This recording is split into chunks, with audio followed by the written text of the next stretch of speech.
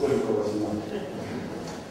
Poštovani predsjedniče, poštovani predstavnici komore, ministarstva, poštovani profesionalci, dobrodošli i zahvaljujem na vašem pozivu.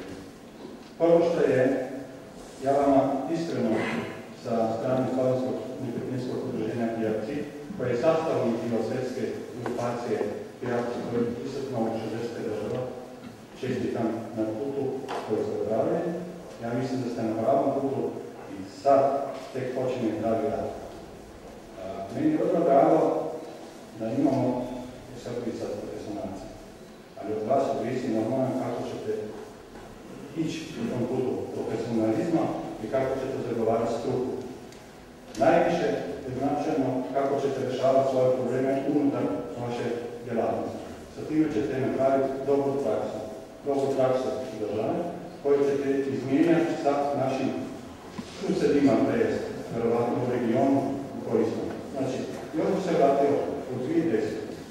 U Ljubljani je bila prva regionalna konferencija na našu inicijativu. Pozvali smo naše kolege iz klastra, pozvali smo naše kolege iz Burze nekretnina iz Hrvatske i napravili smo suradnju u organizaciji REBEK događaja. Kako imamo 3 konferencije u godini, jedna je u Ljubljani, jedna je u Beogradu i jedna je u Zagrebu. Sa time želimo skupiti profesionalce, izmjenu dobrih praksi, upozoravati šta se zbiva na regionalnim tržištima, znači da svaki profesionalac koji je tada na izlaganju kakvi su smjerovi, kakvi su padovi, šta se traži, kakvim cijenama, koje su investicijske kritike. I u tome ja mislim da je taj naš zajednički jezik značajan da znamo šta se događa u regiji. Znači nije bitno samo poslovanje u lokalnom dvorištu, nego je bitno poslovanje i u regionalnom dvorištu. A i to nije dovoljno. Bitno poslovanje i u globalnom dvorištu.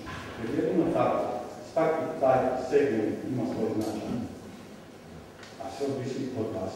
Priđite su, put je dugačak i dobrodošli na tom putovanju. Hvala.